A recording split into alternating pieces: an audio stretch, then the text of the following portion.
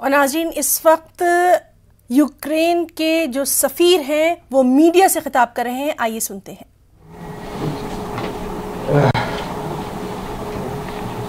General situation is rather difficult, but basically it's under Ukrainian control.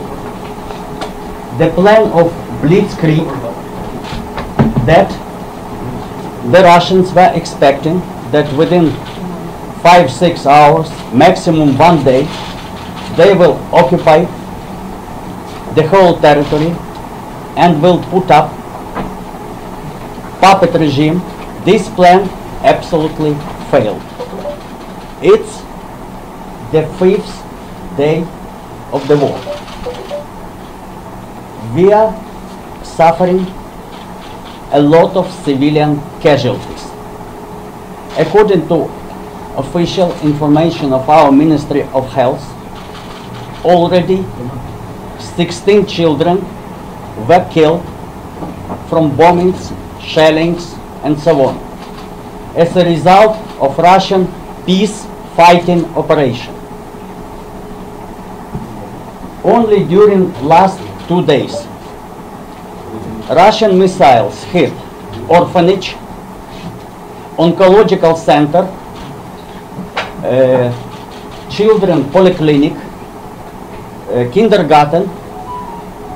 The latest our casualties was one museum which was burned down, and yesterday we had also very tragic event when the only in the world the biggest transport plane Mria An-225 was destroyed by Russian shelling. It was unique plane, the biggest in the world. Now, even with modern technologies, it's very difficult to build something like this. Taking into account all these tragic events, shellings, killings, Ukraine applied to Hague Court, International Court of Justice. I mean these military crimes and so on. Just 1 hour before this meeting, I received a report that missile hit ambulance.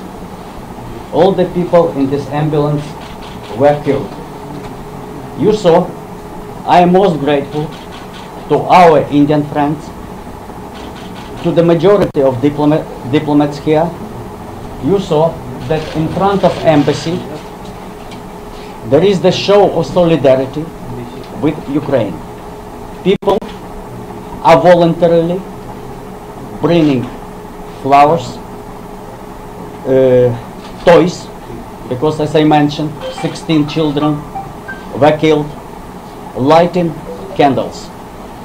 Every evening at 7 o'clock we are holding commemoration ceremony with lit candles.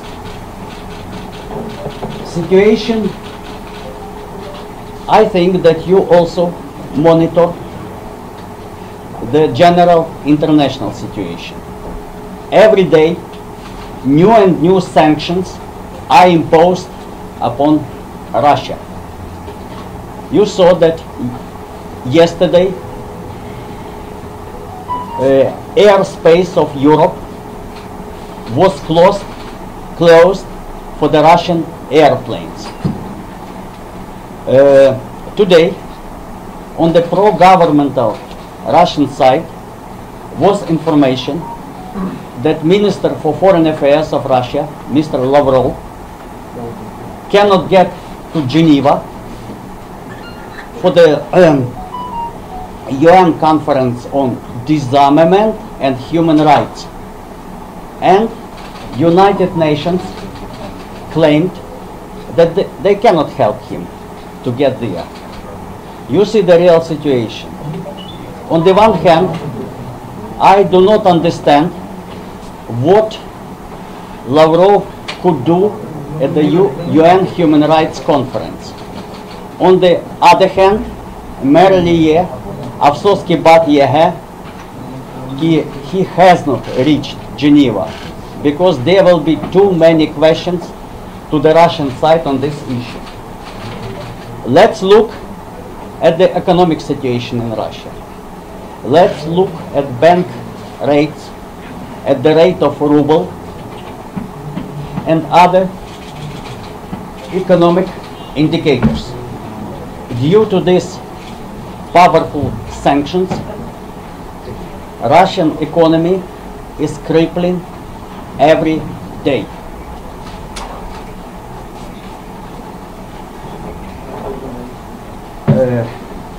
Ukraine already set up hotline for the parents and the relatives of the Russian soldiers fighting in Ukraine, for those who got lost in Ukraine. There are thousands of calls. You saw today on all major newspapers on the front page the real pictures what is going on. Burning houses, burning Russian tanks, burning Russian armored vehicles. Russia is having absolutely unpredictable for them and unprecedented casualties. According to official estimate, the military casualties killed and wounded of the Russian soldiers is approximately 5,300 soldiers and officers. A lot of prisoners of war. Many of them are absolutely young conscripts, 18, 19 years old. And this figure is mounted.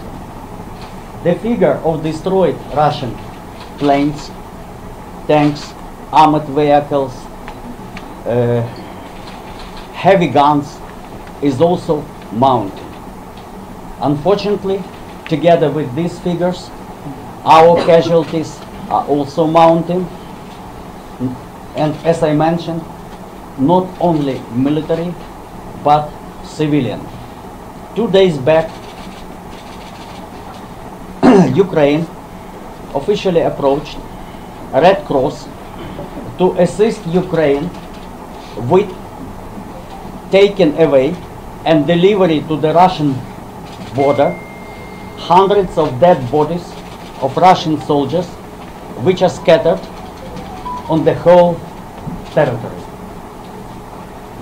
Official statements of the Russian Ministry of Defense not mentioning anything about heavy losses, about heavy casualties. Only yesterday came fast information that, not official, but from some local authorities, that one man from their area was killed. And only yesterday, Ministry of Defense of Russia said about their brave soldiers and the fact that they are having some injured and killed. Russian people really do not know a real picture what is going on, but information of course is pouring in Russia. Our position was and yes, please stop the war. We are asking every our foreign partner, please try to exert pressure on Putin to stop war. Today, Ukrainian delegation went to the border with Belarus to hold the first round of peace talks. But even in the time when these peace talks were expected to start, continued shelling, bombing, sporadic attempts to seize. तो दिल्ली में Ukraine के सफीर Igor Polikha media से बातचीत कर रहे थे। अपनी बातचीत में उन्होंने कहा कि हालात अबतर हैं। यूक्रेन में हलाकतों और तबाही का यहाँ पर उन्होंने जिक्र किया, साथ ही 16 मासूम बच्चों की हलाकत का भी जिक्र किया। हिंदी में भी उन्होंने अफसोस का इजहार किया और ये भी कहा कि हर दिन नई पाबंदियाँ रूस पर आयद की जा रही हैं। रेड क्रॉस से भी इस सिलसिले में बात की गई है। दिल्ली में यूक्रेन में हुई हलाकतों पर बड़ी तादाद में जिस तरह से खराज अकीदत पेश किया गया, उसका भी उन्होंने जिक्र किया। सबसे अहम कि एक बार फिर दुनिया से इस जंग को ख़त्म करवाने के लिए आगे आने की उन्होंने यहाँ अपील की है। अहम खबरों का सिलसिला जारी है, फिलहाल एक ब्रेक।